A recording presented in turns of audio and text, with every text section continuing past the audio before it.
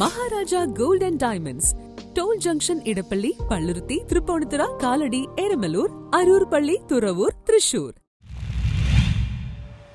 Badminton താരം സൈന നെഹ്വാൾ വിരമിച്ചു. Badminton താരം സൈന നെഹ്വാൾ പോഡ്കാസ്റ്റിലൂടെ തന്റെ വിരമനം പൊതുജനങ്ങളെ അറിയിച്ചു. കഠിനമായ പരിശീലനങ്ങൾ താങ്ങാൻ തന്റെ ശരീരത്തിന് ഇനി കഴിയില്ലെന്ന് താരം വ്യക്തമാക്കി. താരത്തിന്റെ മുട്ടിലെ തരുണാസ്ഥി പൂർണ്ണമായി നശിച്ചു എന്നും തനിക്ക് ആർത്രൈറ്റിസ് ബാധിച്ചു എന്നും കൂട്ടിച്ചേർത്തു.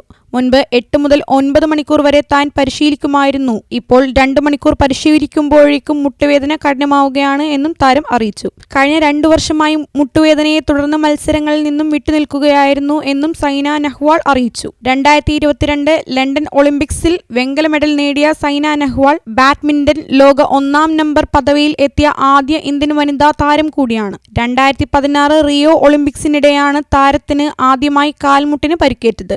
ഇതിൽ നിന്നും കരുത്തോടെ തിരിച്ചുവന്ന താരം 2017 ലോക ചാമ്പ്യൻസിൽ വെങ്കലവും 2018 ലോക കോമൺവെൽത്ത് ഗെയിംസിൽ സ്വർണവും നേടി കരുത്തറിയിച്ചു. News bureau, Kochi.